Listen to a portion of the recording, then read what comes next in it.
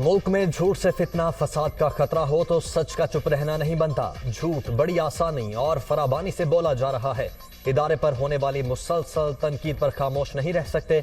Army chief गद्दार हैं तो उन्हें गैर मुअय्यना मुद्दत की तौसी की पेशकश क्यों की गई? गद्दार हैं तो पसे पर्दा क्यों मिलते हैं? ये ना करें, रात के अंधेरे में मुलाकातें करें और दिन की रोशनी में इल्जामात लगाएं। जब मुलाकातें हुई, हमारी तरफ से ये मशवरा दिया गया, कानून और आइन के दायरे में रहकर मामलात सरअंजाम दें। किसी को मीर जाफर या मीर सादिक कहना दुरुस्त नहीं। DGISI lieutenant general Nadeem Ahmed Anjum.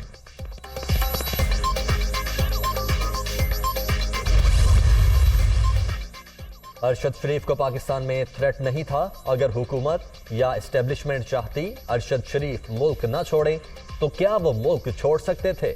उनका हमारे इदारे से राबिता था। उन्होंने वापसी की ख्वाहिश का इजहार भी किया था। कीनिया के सरकारी मौक़िफ़ से मुतमईन नहीं।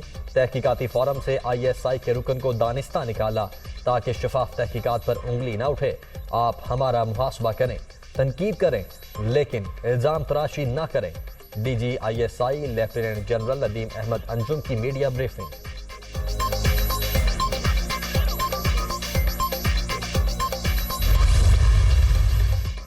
अरशद शरीफ की जिंदगी को पाकिस्तान में कोई खतरा नहीं था।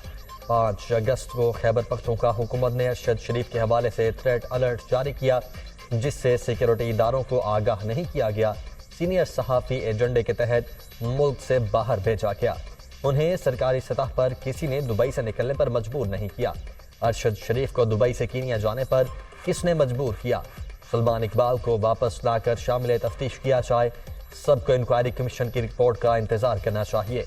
इल्जाम तराशी नहीं करनी चाहिए। अपने इदारों पर एतमाद रखें।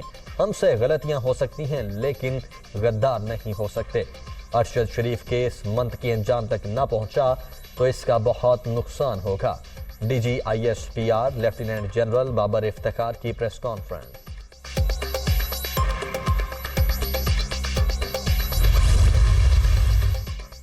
27 मार्च के जलसे में साइफर का ड्रामा हैरान कुन। इसका हकीकत से कोई ताल्लुक नहीं। ISI इमरान खान क्या कर रहे थे आज कौम के सामने आया। उन्होंने जालसाजी से साइफर को सियासी मफादात के लिए इस्तेमाल किया। चेयरमैन PTI ने लफ्ज न्यूट्रल को गाली बना दिया। वो तमाम इदारों को अपनी जात के ताबे बनाना चाहते हैं। वफाकी वजीर दिफा ख्वाजा आसिफ की मीडिया टॉक।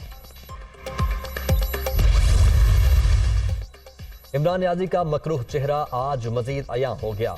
उन्होंने तहरीक अदम एतमाद की तहरीक को नाकाम करने के लिए साइफर का ड्रामा रचाया। अगर कोई उनके मफादात के लिए काम करने से इनकार करे तो गद्दार करार दिया जाता है। इमरान खान नफरत और कौम को तकसीम की सियासत कर रहे हैं। वफाकी वजीर दाखिला राना सनाउल्लाह की प्रेस कॉन्फ्रेंस।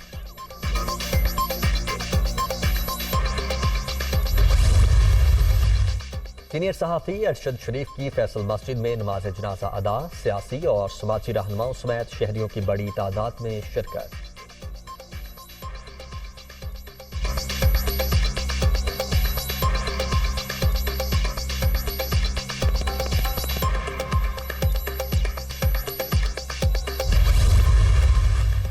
लॉन्ग मार्च की तैयारियां। कारकुनों को मुतहर्रिक करने के लिए इमरान खान के लाहौर में डेरे। कौम के लिए जंग लड़ रहा हूं, ये अब हतमी और फैसला कुन तहरीक है। वकला भी लॉन्ग मार्च में शिरकत करें। चेयरमैन PTI का लाहौर बार से खिताब।